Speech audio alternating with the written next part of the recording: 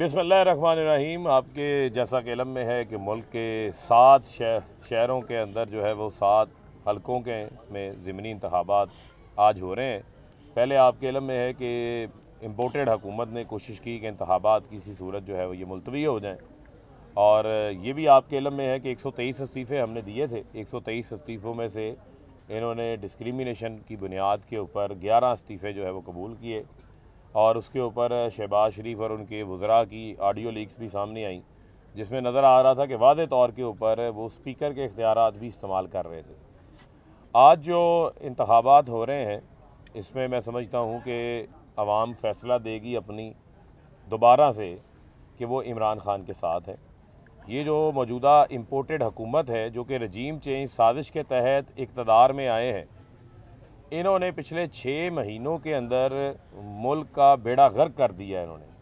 आप ये देखें कि सदर बाइडन जो हैं, इनकी तमाम तर मिन्नत समाजत के बावजूद जो है वो पाकिस्तान के बारे में क्या रिमार्क्स जो हैं वो उन्होंने पेश किए हैं। और ये जो ग़ुलाम हुकूमत है इनका माज़रत खाना रवैया है, क्योंकि इनकी जायदादें मुल्क से बाहर पड़ी हुई हैं। वो जायदादें जो कि यहाँ पर करप्शन और चोरी के पैसे से बनाई गई हैं, ये किसी से कोई बात अब ढकी छुपी नहीं है। और जब हम कहते थे कि ये NRO 2 की कोशिश कर रहे हैं, 3.5 साल हमें उसके ऊपर ये ब्लैकमेल करते रहे, लेकिन इमरान खान ब्लैकमेल नहीं हुए। आज वाज़े हो गया कि नैब कवानीन को भी जो है वो चेंज किया गया, और नैब कवानीन को चेंज करके एहतसाब को बंद कर दिया गया, रेफरेंसेस वापस होना शुरू हो गए। इसी तरह आपने देखा कि जो FIA का 16 अरब रुपए का शहबाज शरीफ का जो केस था, डॉक्टर रिजवान को दुनिया से फारिग कर दिया जाता है, उनको मरवा दिया जाता है। मकसूद चपड़ासी को दुबई पहले मफरूज कराते हैं, वहाँ मरवा देते हैं। जब इक़्तिदार आती है तो अपना प्रोसिक्यूटर बदल देते हैं, क्योंकि FIA वज़ारत दाखिला के मातहत है, वज़ारत कानून भी इनके मातहत है शहबाज शरीफ के। उन्होंने प्रोसिक्यूटर अपॉइंट किया, तो वो जो चोरों का एहतसाब का अमल था उसको इन्होंने सबोटाइज किया, तबाह किया अपने फ़ायदे के लिए। आवाम का कोई फ़ायदा नहीं हुआ। लोगों से बिजली के बिल पिछले 3 महीने के लोगों से अदा नहीं किए जा रहे। ये जो शहबाज स्पीड कह रहे थे, ये तो ओवर स्पीड निकली है। 2000 वाले का 5000 बिजली का बिल हो गया, 5000 वाले का 20,000, 10,000 वाले का 40,000 हो गया। गरीब आदमी जो है वो अपने बच्चों को 2 वक्त का खाना खिलाएगा, मकान का किराया देगा, या उनको स्कूलों की फ़ीस अदा करेगा। आम आदमी की कमर तोड़ दी है इन्होंने। पावर लूम तबाही के दहाने पे खड़ी है। टेक्सटाइल एक्सपोर्ट्स हमारी नीचे आ रही हैं। इकॉनमी का बेड़ा गर्क हो गया है। डॉलर इनसे संभाला नहीं जा रहा। अब इन्होंने $100 को फिर बुला लिया है, वो बोरियों समेत आए हैं, फिर जाली अकाउंट खोलेंगे। ये 6 महीने में जो लूटमार की है उसका पैसा ठिकाने लगाने आ गया। तो आज का ज़िमनी इलेक्शन इस हवाले से बड़ी अहमियत का हामिल है। मैं पाकिस्तान की आवाम को ये कहूँगा, यहाँ पर आज फैसलाबाद में हल्का इन्हें 108 में इलेक्शन हो रहा है, जहाँ 2018 में मुझे यहाँ की आवाम ने मुंतखब किया था। अब इन हलकों में इमरान खान इलेक्शन लड़ रहे हैं। बराह रास्त आवाम को मौका मिला है कि वो अपने महबूब लीडर जो कि 22 करोड़ आवाम की दिलों की धड़कन है, उनकी जान है, उनको वो डायरेक्ट वोट जो है वो कास्ट करेंगे। लोग जो हैं वो घरों से बाहर निकलें। ये जो टर्न आउट है ये बहुत ज़रूरी है आज के इलेक्शन के हवाले से। और हमारी जो टीमें हैं, मैं उनको भी ये पैगाम दे रहा हूँ, वो भी मुतहरक अंदाज से वोटर को घरों से निकाल कर पोलिंग स्टेशंस के ऊपर लेकर आएँ, क्योंकि ये हक और सच की लड़ाई है। ये हम जहाद कर रहे हैं हकीकी आज़ादी के लिए, पाकिस्तान को इम्पोर्टेड हुकूमत के अजाब से बचाने के हवाले से। तो लिहाजा आज जो इस इलेक्शन के हवाले से जो चीज़ें उभर के सामने आ रही हैं कि वोटर लिस्टें इंतहाई नाकस हैं। अब ये देखना पड़ेगा कि क्या ये डेलिबरेटली हैं, जानबूझ के हैं। इलेक्शन कमीशन पे हमारे तहफ़्फ़ुज़ात पहले मौजूद हैं। आपके इल्म में है कि वज़ीर जंगल का कानून, एंटी करप्शन के उनके वारंट्स भी निकले थे। मुझे जो आखिरी इतलात मिली हैं कि पता नहीं इन्होंने वारंट्स मुअत्तल करवाए हैं या सस्पेंड करवाए हैं या ज़मानत ली है, लेकिन इंतखाबी कवानीन की धज्जियाँ उड़ाई हैं उसने। यानी रात कैंपेन बंद होने के ऊपर, पहले तो अव्वल तो कोई वज़ीर आ ही नहीं सकता किसी हलके में कैंपेन करने के लिए, इसने ये दूसरी बार वायलेशन की है। और इलेक्शन कमीशन जो है वो आंखें कान बंद करके बैठा हुआ है। तो क्या मेरा ये आज सवाल पूछना हक व जानिब नहीं है कि बुलाए ना चीफ इलेक्शन कमिश्नर से। इमरान खान को, इमरान खान के साथियों को तो आप आए रोज़ नोटिस इशू कर देते हैं, पर्सनल हेयरिंग्स के लिए कर लेते हैं। आज चीफ इलेक्शन कमिश्नर ने आंखें क्यों बंद की हुई हैं? ये रात जो जगह जगह जाकर इसने इंतखाबी अमल बंद होने के बावजूद भी, पब्लिक ऑफिस होल्डर होने के बावजूद जाके यहाँ पर ये अपने दफातरों को, जो कि इनके इंतखाबी दफातर हैं, उनको विजिट करता रहा है। ये किस कानून के तहत करता रहा है? उसकी खुलेआम खिलाफ वर्जी की। ये इलेक्शन कमीशन पे इसी वजह से हमारा जो है वो एतमाद नहीं है, क्योंकि वो इनके ऊपर कोई एक्शन नहीं करता। पहले नोटिस जारी किया, अब फिर एक नोटिस जारी करके एक फॉर्मेलिटी जो है वो पूरी कर दी गई है।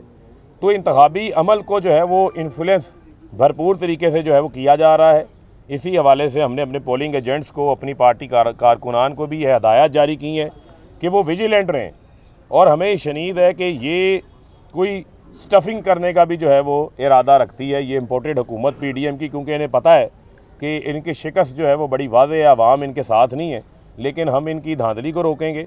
लेकिन जो मेजर शिकायत आ रही हैं लोगों की जानिब से कि पूरी फैमिली जिन्होंने 2018 में यहाँ वोट कास्ट किया है, उनके वोट तब्दील कर दिए गए हैं। हमारे अपने एक साबका MPA हैं हाजी इस्माइल सीला साहब, उनका ताल्लुक़ समनाबाद उस्मानिया पार्क से है। उनके घर के वोट जो हैं 80% वोट्स जो हैं वो दूसरे हलकों में जो है वो डाल दिए गए हैं। 2018 में उन्होंने वोट यहाँ पे कास्ट किए हैं। इसी तरह हमारी आबादी वज़ीर ख़ान की 224 है, वहाँ पर जो हमारी राजपूत फैमिली है उनकी तरफ से रिटर्न दरख्वास्त जो है वो दी गई है कि उनके वोट्स टारगेट करके निकाल दिए गए। तो ये एक लग रहा है कि जो PTI के वादे वोट से पता नहीं ये जो डिले किया गया सैलाब के नाम के ऊपर टारगेट करके उनके वोटों को जो है वो तब्दील किया गया है।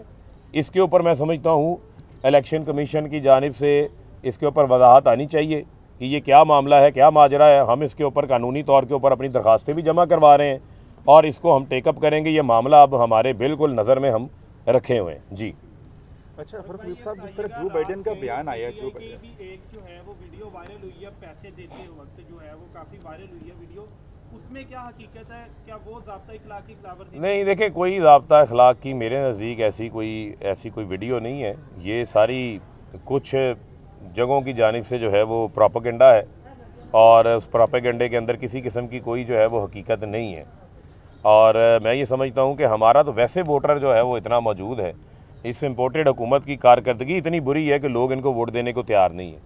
तो लिहाजा मैं नहीं समझता कोई ऐसा मामला है। अच्छा, गुज़श्ता तकरीबन 2 माह से पाकिस्तान की सीनियर क़यादत अमेरिका जा रही आ रही है, लेकिन उसके बावजूद अमेरिकी सदर का यह बयान और हुकूमत की जानिब से उसके खिलाफ कोई अवैध साहब पूरे मुल्क के अंदर चेरी ब्लॉसम शार्ट हो गई है, सारी अमेरिका चले गई है।